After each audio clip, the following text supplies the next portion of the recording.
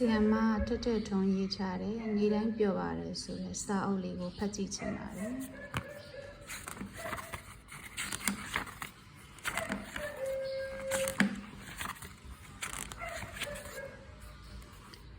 အခန်းတက်တက်ကြကြနဲ့အာသွန်လောက်ရတဲ့တခုခုကိုလောက်ပါတခါတလေဘာရဲ့လို့မှမသိစိတ်ချိန်တွေကနည်းနည်းကျနေတယ်လို့ဖြစ်တတ်ပါတယ်ဒါဆိုရင်အင်အားသုံးပြီးလောက်ရမယ်အိမ်မှုကိစ္စတစ်ခုခုကိုထားလုပ်လိုက်ပါဥပမာမိဖို့ကြောင့်ကျန်းပင်တွေရေဆေးပစ်တာမျိုးကားရေဆေးပစ်တာမျိုးအားနဲ့အိမ်နဲ့လောက်ရတာတစ်ခုခုပေါ့တစ်ခုခုကိုတကယ်စိတ်ပါလဲပါလှုပ်လိုက်မယ်လို့ဆုံးဖြတ်လိုက်တာနဲ့ပျော်သွားတာတွေ့ရပါလိမ့်မယ်ထူးခြားတာက energy ကိုသုံးလိုက်တာနဲ့နောက်ထပ် energy တွေထပ်ထွက်လာတာပဲတကယ်ကိုထူးတာကတော့လှုပ်သေးလှုပ်ထိုက်တာတစ်ခုခုကိုပြီးမြောက်သွားတယ်ဒါကြောင့်ကိုချိန်နဲ့သွားတယ်ကိုချိန်နဲ့မှုဖြစ်ရတာပျော်စရာသိကောင်းတာပဲဘာလို့ရမလဲဆုံးဖြတ်ပါထားလုပ်လိုက်ပါနောက်တစ်မျိုးအရေးကြီးတာရှိနေတယ်လို့တွေးမိရင်တော့မှဆုံးဖြတ်ထားတဲ့အတိုင်းလုပ်တာလုပ်လိုက်ပါအခန်းနဲ့ကိုတနေ့တာအတွင်းရရှိတဲ့ကောင်းတာလေးတွေကိုတည်တည်ချာချာတန်ဖိုးထားပါကောင်းတာတွေကိုမှဘယ်လောက်ဖြစ်နေလဲပြန်ရည်ကြည့်လိုက်မယ်ဆိုရင်အများကြီးနော်မနေ့ကျရင်နှွေးထွေးတဲ့အိယာထဲကနေထားရတယ်ပြီးရင်ရေကောင်းရေတန်နဲ့ရေချိုးရတယ်ပေါင်မှုမီးကင်လေးစားကော်ဖီပူပူလေးတောက်ပြီးမှလှုပ်เสียရှိတာလှုပ်ရတယ်နေ့လယ်စာစားတော့လဲစားလို့မြည်တယ်ညနေအေးပြန်ရရင်လဲပန်းသီးလေးစားပြီးအမောဖြေလို့ရတယ်ဒီလောက်လေးကိုများဒါရီငါနေတိုင်းရနေတာပဲလို့မတွေးပါနဲ့ခဏလေးအချိန်ပေးပြီးအသေးမွားလေးတွေကိုပဲအပြည့်အဝခံစားလိုက်ပါငါဟာအမျိုးမျိုးကံကောင်းတဲ့သူပါပြည့်စုံတဲ့သူပါဆိုတာကိုတတိထားအာရုံပြုပါ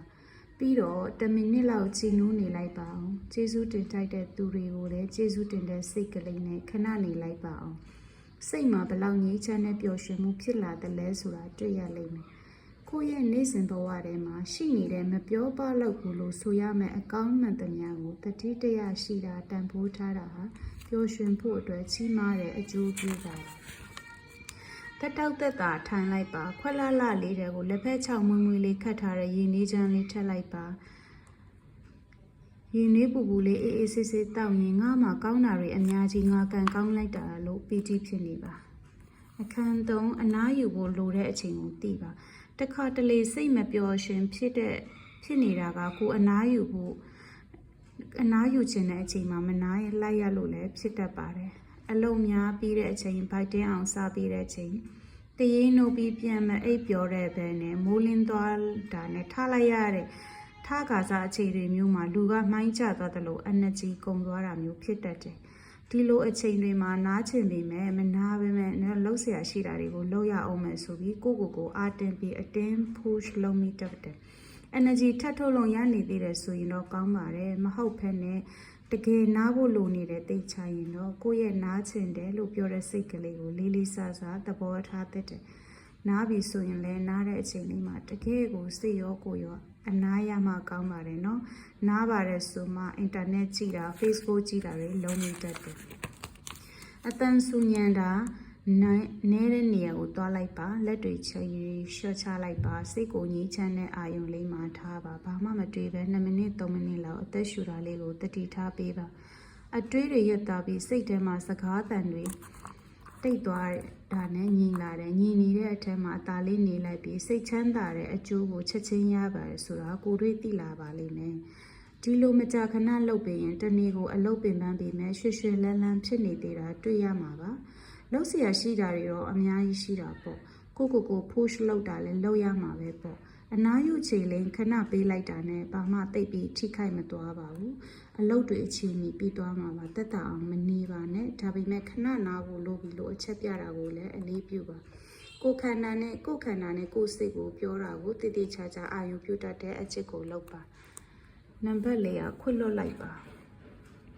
ခွတ်လွတ်တယ်ဆိုတာကိုထောင်တကားကိုဖွင့်လွတ်လိုက်ပါရဲ့ခွင့်မလွတ်နိုင်ခြင်းမုန်းတီးနာကြည့်ခြင်းထောင်ကြီးကြနေရကနေထောင်တကားကြီးကိုဘာသာဖွင့်ပြီးထောင်အပြင်ဘက်ရောက်သွားပြီးကိုမြင်အောင်ကြည့်လိုက်နော်ဘယ်လောက်လွတ်လပ်နေမလဲဘယ်လောက်ပြောစရာကောင်းနိုင်မလဲ စိတ်ပြည့်စရာစိတ်ဆိုးစရာမကျေနပ်စရာဟာဘယ်လောက်သိငယ်တာပဲဖြစ်ပါစေအဲ့ဒီစိတ်ပြည့်စရာစိတ်ဆိုးစရာကိုစိတ်ထဲမှာထားနေရင်အဲ့ဒါကိုယ် energy ကိုတတိတိစားပစ်တယ်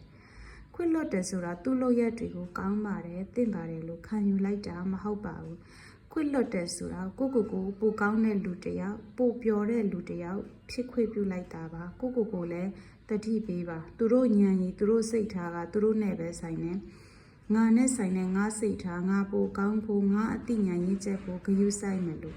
ခွင့်လွတ်လိုက်ပါခွင့်လွတ်တာဟာအစစ်မြစ်တဲ့ပျော်ရွှင်မှုပါခွင့်လွတ်နိုင်ပြီဆိုကိုကျေးဇူးတင်စကားလေးပြောပေးလိုက်ပါနံပါတ်5ကိုကြည်အေးလိုက်ပါ